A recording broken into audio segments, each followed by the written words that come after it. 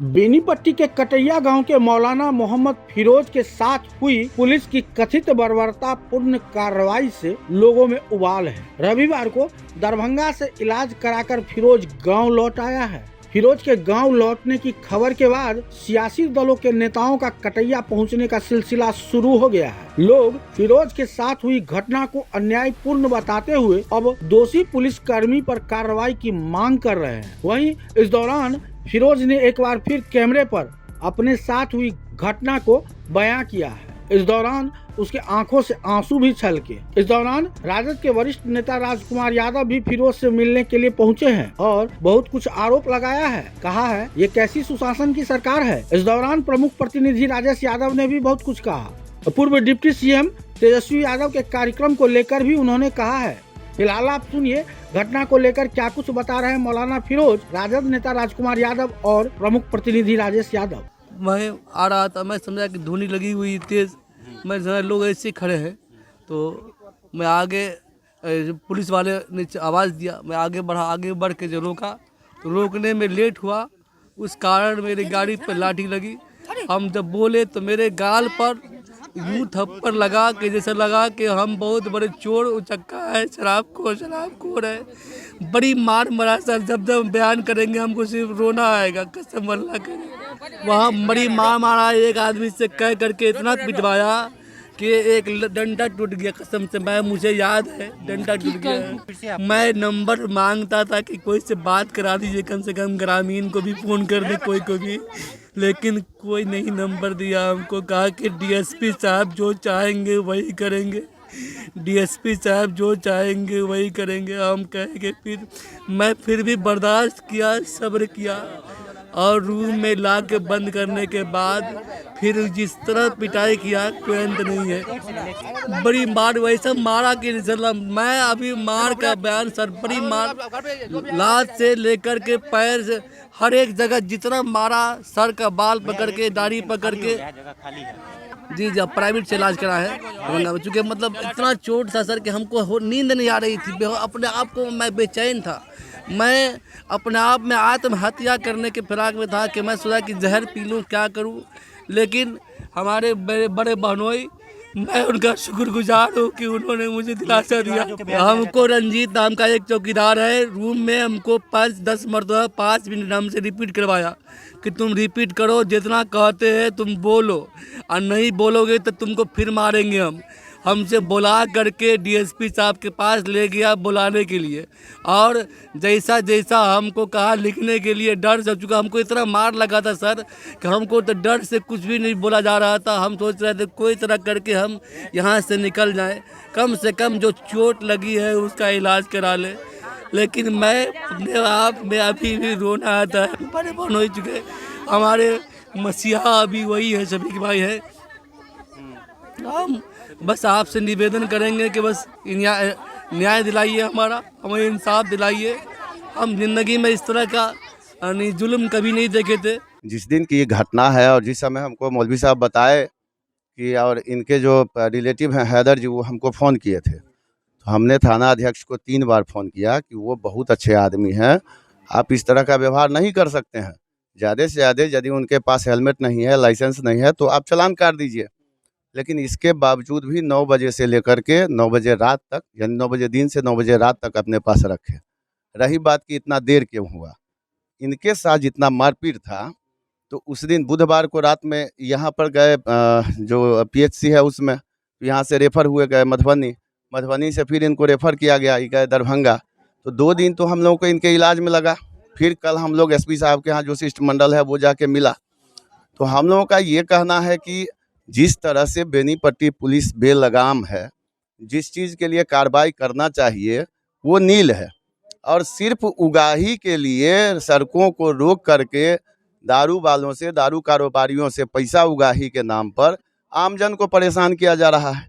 आप जानते हैं बेनीपट्टी में राहुल झा के साथ पसैठा में जो वारदात हुई, क्या उसमें भी कोई कार्रवाई हुई? इससे पहले मुन्ना झा की हत्या हुई, आज तक उद्भेदन हुआ? सुनील झा जगत का हत्या, उनकी भी हत्या हो गई, क्या उद्भेदन हुआ? यहाँ तक कि जो जिस राम जी के नाम पर आजकल राजनीति चल रहा है, राम जी का मूर्ति चोरी हुआ बनकट्टा से, हम लोग धरना पर भी बैठे थे, तो तत्कालीन डीएसपी उठा के लाए कि हम 24 घंटा में उद्भेदन करेंगे। आज तक राम जी भी नहीं मिले। तो इनका तो बस यही है कि जो प्रशासन का स्थिति है वो साफ है कि सिर्फ और सिर्फ प्रशासन आम जनता को परेशान कर उगाही करने में लगी हुई है। हम लोगों का स्पष्ट मांग है कि आप पुलिसिया कार्रवाई क्या करेंगे नहीं करेंगे उसमें बहुत ज़्यादा विश्वास लोगों का नहीं है। इनके साथ जो मारपीट हुआ है उस मारपीट के आलोक में सुसंगत धाराओं में प्राथमिकी कीजिए उन कर्मियों पर जिन्होंने इनको मारा। उनको कहाँ से राइट है मारने का? और यदि मारपीट की घटना को वो अंजाम दिए हैं तो उन पर एफआईआर हो। अभी तक तो प्राथमिकी हो जाना चाहिए था।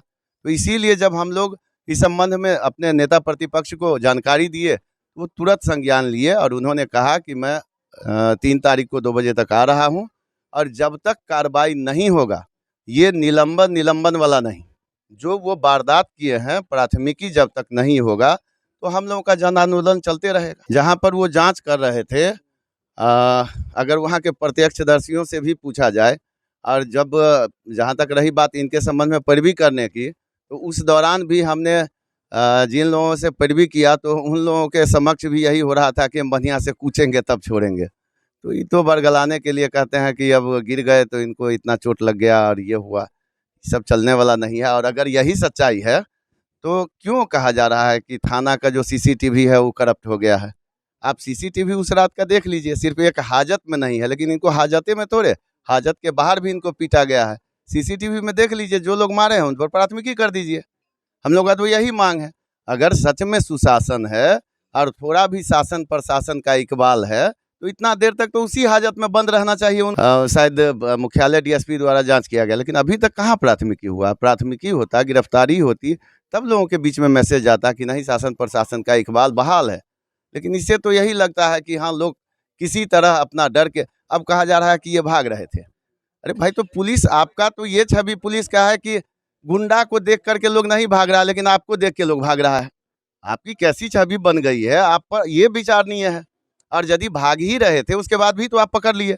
पकड़ने के बाद यदि कोई आपत्तिजनक सामान इनके पास नहीं था तो इनको क्या करना चाहिए था? इनको समझाना चाहिए था कि भाई ऐसा तो तुम्हारे पास कुछ नहीं, तुम भाग क्यों रहे हो? आराम से शांत करना चाहिए था, इनको पानी पिलाना चाहिए था, कि इस बेरहमी के साथ पीट देना चाहिए था। तो ये सब कुछ नहीं है। पुलिस अपना जो कुकृत्य है उसको छुपाने के लिए बयान दे रही है कि ये गिर गए थे तो इनको चोट लग गया। अरे भाई, गिर गए थे तो आप अपना सीसीटीवी दिखाइए ना।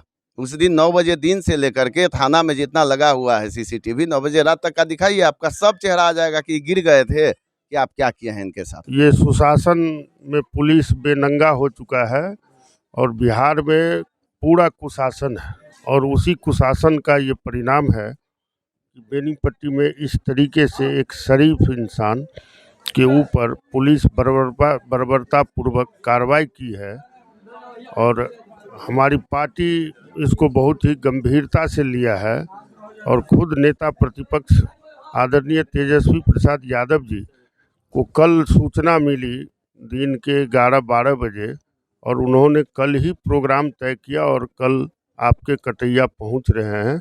घटना खुद उसके बाद उन्होंने तुरंत डीजीपी से बात किए और फिर एसपी से बात किए हैं। पूरी तरह सतर्क हैं। जब तक कानूनी कार्रवाई उसके खिलाफ नहीं हो जाता है तो तब तक अनवरत सदन से लेके और सड़कों तक इस मामला को हम लोग उठाएंगे। और हमारी पार्टी, हमारा नेता, जब तक दमनात्मक कार्रवाई के खिलाफ, जो निर्दोष पुलिस पदाधिकारी है उसके खिलाफ समुचित न्यायिक कार्रवाई नहीं होती है, तो ये आंदोलन दोनों तरह सदन और सड़क के अंदर जारी रहेगा। दबाने का प्रयास नहीं हो रहा था। ये जानकारी ही विलम्ब से, जैसे स्थानीय लोगों को जानकारी मिली थी, ये क्या नाम है, शफीक जी, प्रमुख जी और लोग तो कल आरक्षी अधीक्षक सभी लोगों से मिल रहे थे, लेकिन जिला भर में जाते जाते और राज्य में जाने में थोड़ी सी कठिनाई हुई है। और जब से जानकारी मिला, पार्टी पूरी तरह तत्पर है, खुद नेता तत्पर हैं। और आप जानिए कि कल एक बहुत महत्वपूर्ण पर्व है सरस्वती पूजा, यातायात की परेशानी है, और उन सब बाधाओं को वो देखते हुए भी उनका प्रोग्राम 11 बजे पटना से प्रस्थान कर रहे हैं। 2 बजे कटैया इनके आवास पर उनको आना है। 2:30 बजे आधा घंटा वो रुक के इनसे बात करेंगे और लोगों से जानकारी लेंगे और उसके बाद उनका प्रस्थान पटना है। चूँकि शाम में पीएमसीएच में कार्यक्रम है उनका बहुत महत्वपूर्ण, तो उस कार्यक्रम में जाना है। तो जानने में विलम्ब हुआ है, जिसके चलते पार्टी त्वरित कार्रवाई में विलम्ब हुई। अगर जानकारी पहले होती तो कहीं से कोई कोताही नहीं बरती। राजद चाह रही है कि ये जो निरंकुश जो प्रशिक्षु डीएसपी है और जो अभी बेनीपट्टी का थाना प्रभारी है, उनके खिलाफ निलंबन उसको किया जाए अविलंब, और उसके ऊपर जांच कमेटी बना के एक एसआईटी गठन करे और उसके तहत अगर दोषी होते हैं तो और भी जो कार्रवाई समुचित है संवैधानिक दायरे में उनके ऊपर कार्रवाई किया जाए। तो घटना का जिस तरह से घटना की जानकारी मिल रही है, इसकी तो जितनी भी निंदा की जाएगी फिर भी कम है। ये तो बहुत बेरहमी से इस तरह से एकदम मामूली बात के लिए मारना, ये इस बात का परिचायक है। ये हमारे नीतीश बाबू की सुशासन को दर्शाता है कि इस तरह से सुशासन है। ये मैंने पूरा ये बेनीपट्टी ही नहीं, मैं समझता हूँ कि बेनीपट्टी, मधुबनी जिला और पूरा बिहार का प्रशासन बेलगाम हो चुका है। और इसका कारण यह है कि हमारे जो मुख्यमंत्री हैं, वो मुख्यमंत्री आरएसएस की गोद में बैठ चुके हैं और आरएसएस के इशारे पर पूरी प्लानिंग के साथ ये मुसलमानों के साथ जानबूझ करके अल्पसंख्यकों के साथ इस तरह की घटना घटाई जा रही है। और ये जो यहाँ डीएसपी, मुझे जो पता चला कि प्रशिक्षु डीएसपी है, तो जो अभी प्रशिक्षु है, जो अभी ट्रेनिंग पीरियड में है और वो इस तरह की हरकत करता है, इस तरह की घटना को अंजाम दे रहा है, तो इसे समझ लेना चाहिए कि कल वो जिस पद पर जाएगा उस पद की पावर का किस तरह से दुरुपयोग करेगा। इसलिए इंसाफ मंच की तरफ से मैं जिला प्रशासन से सख्ती के साथ इस बात की मांग करता हूं कि इमीडिएट तमाम पुलिसकर्मी, वो प्रशिक्षु डीएसपी सहित जो भी पुलिसकर्मी इसमें संलग्न है, उन तमाम को जल्द से जल्द नौकरी से बर्खास्त किया जाए। उन लोगों पर एफआईआर करते हुए उन लोगों को जेल भेजा जाए और इनको समुचित व्यवस्था, सरकार इनका इलाज करावे और इनके साथ जो घटना हुई है इनको सरकार मुआवजा भी दे। और अगर ऐसा नहीं हुआ तो इंसाफ मंच यहाँ से लेकर के और पटना तक लगातार हम लोग आंदोलन करेंगे और उस वक्त तक, जब तक हम पूरा बिहार की सरकार इस पर एक्शन नहीं लेती है, हमारा आंदोलन चलेगा।